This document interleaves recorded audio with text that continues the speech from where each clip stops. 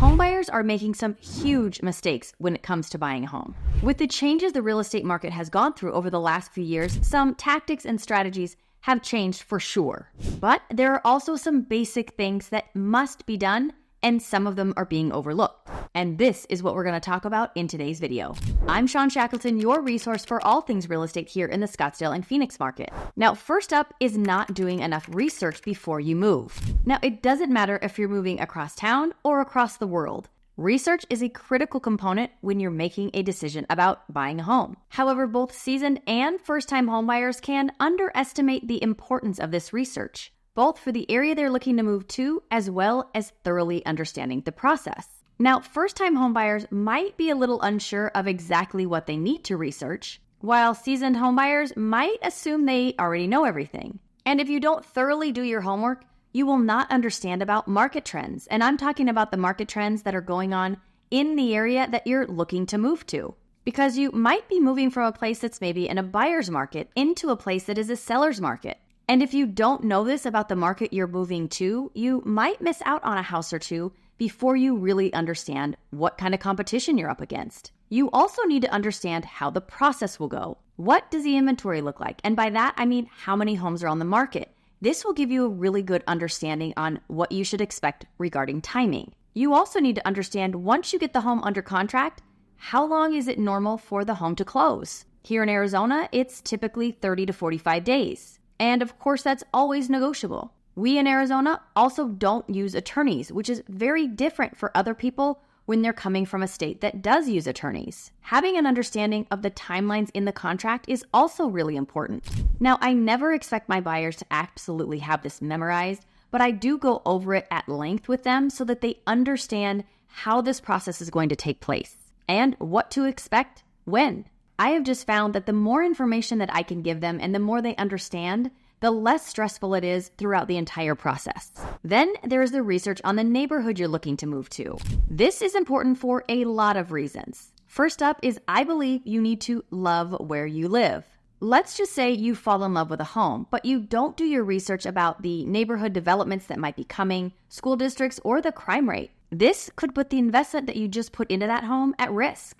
So understanding all of this is really important. Another mistake I see is when buyers make really emotional decisions when it comes to buying the home. Now, I will say that buying a home is one of the most emotional and stressful things people can do. I mean, as far as stress, it is right up there with death and divorce. And it's really easy to get attached to a property that just feels right. And it's easy to get a little competitive if you're up against multiple offers, or let it go when maybe you should have hung in there. I have seen both first-time home buyers and seasoned buyers make this mistake and let their emotions completely drive their decisions, which ultimately leads to choices that they might end up regretting. So when you are looking for a home, it is best to keep your emotions in check, the best you possibly can. Now, trust me when I say I know this can be hard. You are looking for a place where you are going to be spending the bulk of your time, where you are going to invite family and friends over to make memories. Just make sure you try to keep everything in perspective. And if you do, you'll end up making the right decision.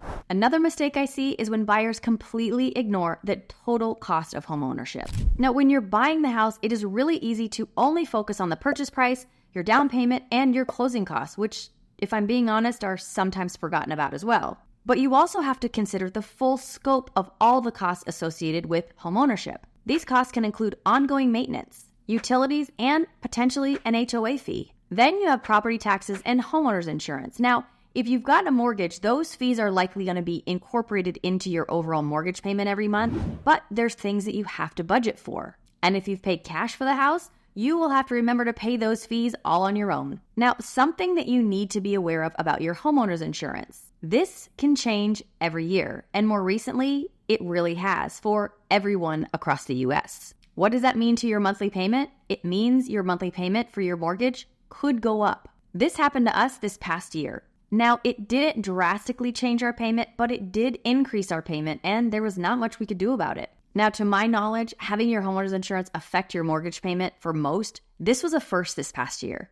I know it was for us. Now, if you don't account for these additional costs, then it can lead to things being more expensive because of deferred maintenance and the overall deterioration of things on the home. And if you don't continually maintain things on your home, when you go to sell it, This is when sellers are often surprised when the inspection report comes back, thinking that they had nothing wrong with their house. Yet the inspector just found a list of things that needed to be addressed. And guess what? This is when it starts to cost you as well. Now, this next mistake has happened a lot more frequently over the past few years, purely based on the speed of our market, and that is rushing the process.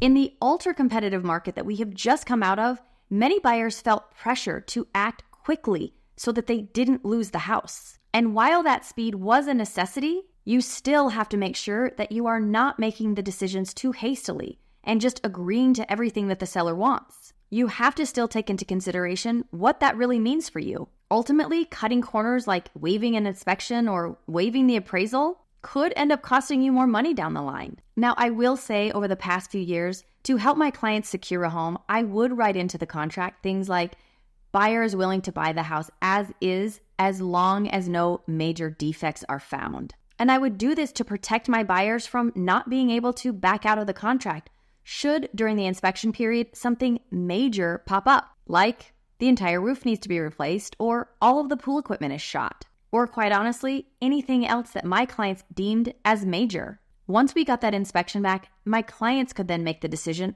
whether they wanted to proceed or not. But never did I ever have a client buy a home without doing an inspection altogether. This is something that I would never suggest to any buyer. It is really important that you understand exactly what you're getting into before you buy the house. Now, when it came to waiving the appraisals, this is only something that I would do if I knew that the lender could get the appraisal done within our inspection period, so that if the value came back too low, my client still had an out in the contract. Now, here's what you need to know if you're going to be doing any of these types of things. You must be working with an experienced real estate agent who understands all the ins and outs of the contract so that you are protected. Then they need to be able to explain it all to you so that you understand the risk and you are comfortable with it. Which leads me to my next mistake, which is either skipping the fine print or not understanding the fine print. Real estate transactions have a lot of paperwork. You have contracts, disclosures, and loan documents. First-time homebuyers will feel overwhelmed and might inadvertently overlook a few things, while seasoned buyers might feel like they've already been down this road and know everything they need to know, not realizing that things might have changed since the last time they bought a home. It is important for you to understand what you're agreeing to before you sign anything. Do you have contingencies in the contract? Have you shortened the inspection period? Is your earnest money not refundable after the inspection period? You need to understand all of this and how it might affect the timelines in the contract, which then puts your money at risk. Something else I see buyers making a big mistake about is not planning for the future. Home buyers often focus on their immediate needs, finding that home that fits the lifestyle that they live right now. However, it's critical to consider how your needs might change over time, whether it's a possibility of growing a family, a change in job locations, or eventual resale. Both first-time and seasoned homebuyers need to think about the future when buying a home. And if you don't, you could find yourself needing to sell and move much sooner than you had previously anticipated. Now, I probably see this most often when it comes to people buying second homes. Oftentimes, these buyers will come in looking for something a little bit small, maybe 3 bedrooms, 2 baths, but in a great location. I will then talk to them about their family. How big is it? Do they have a lot of friends that they plan on inviting to come visit them while they're here? If they tell me yes, they do plan on having friends and family come visit them, the next thing I will tell them is I would buy something a little bit bigger than you maybe would have thought, as long as it's within the budget. Because as soon as your friends find out that you have a home in Arizona, they multiply by 10. Now, if they stick to their original plan, I usually get a call in about 2 to 3 years with them telling me I need to sell my house because I need to buy something bigger. All my friends are coming and the house is just a little bit too small.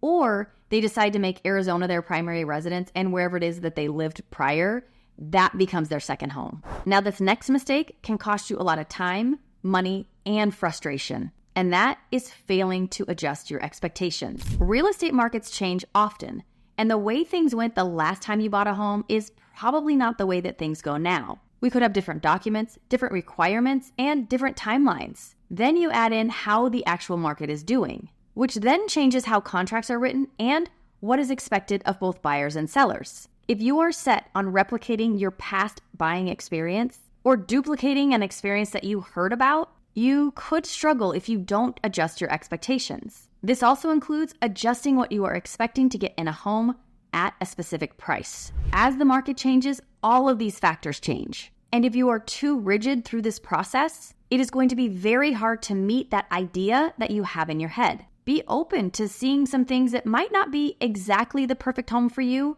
but might be close. The reality is that everyone has to compromise on something in their home, even those that design and build a custom home specifically for themselves. Now, this mistake will come back to bite you when you want to sell your house. And that is not considering future resale value. When buyers are out looking for a home, they can get really emotionally attached to a home that maybe is newer with all of the finishes that they've ever wanted. Or maybe it's not newer, but it's been completely updated exactly the way that they would do it. However, there are some very important things to keep in mind from an investment standpoint. And that is what every house is. I don't care if it's a primary home or a second home. You have to think about any objection that the house has when it comes to selling it in the future. It could be in a great neighborhood, but back a busy street, or have 2-story homes all around it, so your backyard has no privacy. Neither of these are ideal for selling the home down the line. If the floor plan is not straightforward and it makes it hard to envision where furniture placement should go, this could be a challenge as well, which could lead to you needing to have the home staged so that buyers can visualize how the space would work for them. Some of these might not be deal breakers for you, but it could be to the next buyer, which will have an effect on your overall ability to sell the home for top dollar quickly. Now, if you'd like to see what homes to completely avoid, make sure you take a look at this video. As always, I thank you for watching, and I'll see you next time.